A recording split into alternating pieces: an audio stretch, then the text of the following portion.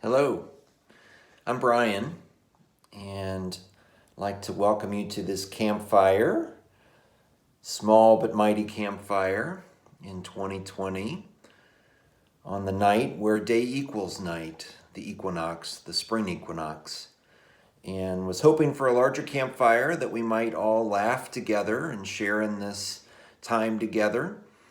But it is the time of the coronavirus outbreak, and we're all resting in place, staying well on our own in our own time of retreat.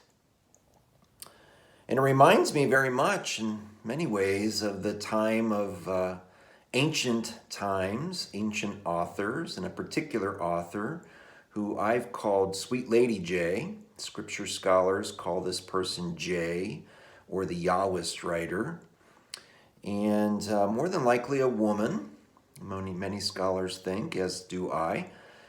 And imagine 3,000 years ago, as she was telling her tales around a campfire at night after everyone had worked all day and was hoping for a good story to tease their imaginations and to invite them to be curious about life and all that life offers. And she told some pretty wild tales that had to be tamed, dimmed down a little bit by later authors, later editors.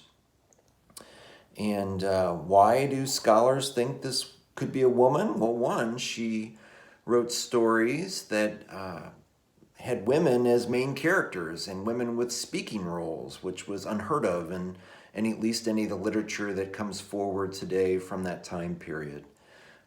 Oftentimes women get the last word or the clever word in the stories. But tonight I'd like to focus on a story that actually doesn't so much involve women as it does three boys.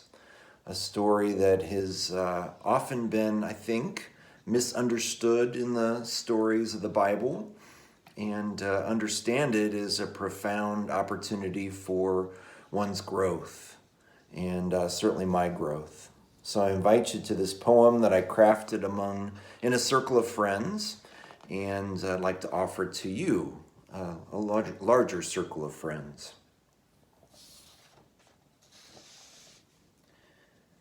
Yes, I do. I do think that. Actually, about 100% or 99% sure of it anyway. Yes, that Yahweh penetrated, impaled, call it what you will.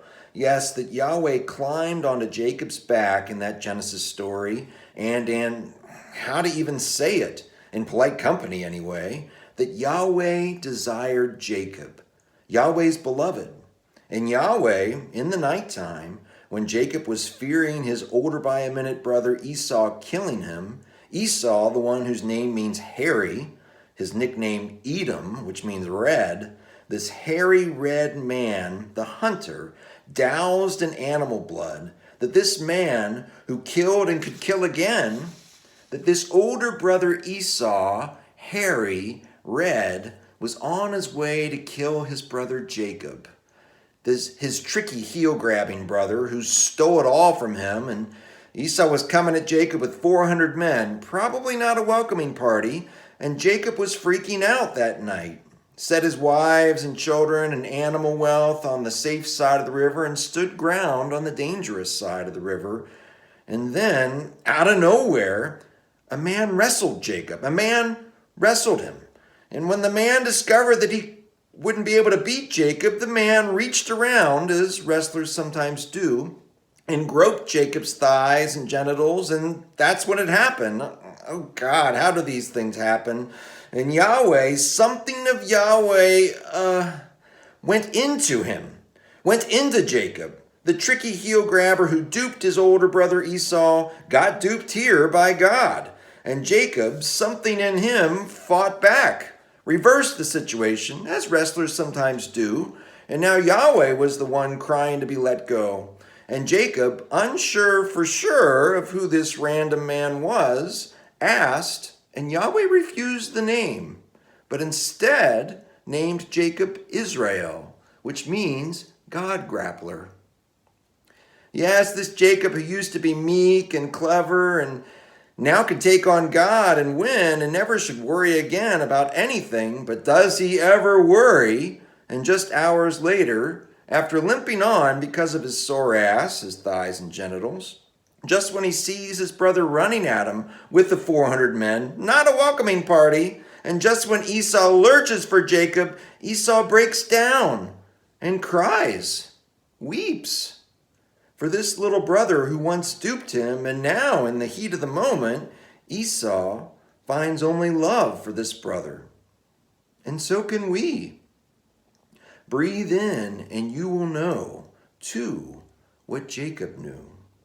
For the biblical writer J, Sweet Lady J as I call her, does a strange thing here and casts Yahweh as a man. A feisty, temperamental, relationship-hungry, temperamental, walk in the earth, did I say temperamental? Man, a human man, this Yahweh, when all the other writers of the Bible envision Yahweh as the wind, the holy breeze, the wind, Yahweh, spirit, wind, breath, Yahweh, Yahweh, Yahweh, Yahweh. Yahweh. Say it and you'll know too. The breath, the wind. It penetrates you and me. Greatest of mysteries, this life. In the wind and once inside you and me. And yes, oh yes, how I grapple with it, fight it, do everything I can to try to control it and contain it. And damn, there it goes again. Leaks in, leaks out. A breath, a sigh. What wondrous love is this? Oh, my soul, what wondrous love is this? My soul, that we are alive in spirit, riding this life on a breeze. And then how can I do anything other than hug old Esau and be embraced by his sloppy weeping and mine too? And know that love of hated siblings, love of all, love of the much larger family, yes, love is real.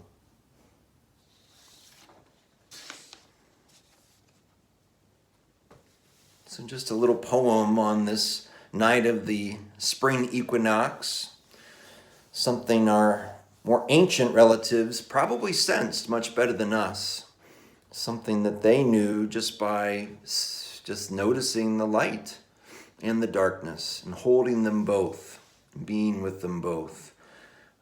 When we in 2020 anyway have to look up when spring begins or when the equinox might be, that they might have known through some deeper sense of life, more natural sense of life perhaps.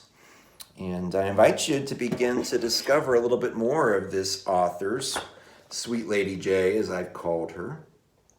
And you can find this book many places, but there's a new edition. So make sure when you purchase your book that you purchase the new edition.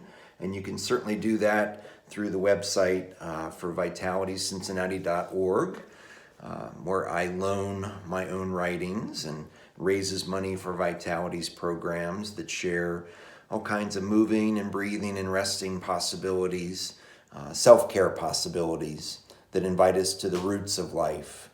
And I invite you to check out vitalitycincinnati.org and perhaps order a copy there. Thanks for joining me in this campfire, and I look forward to many more.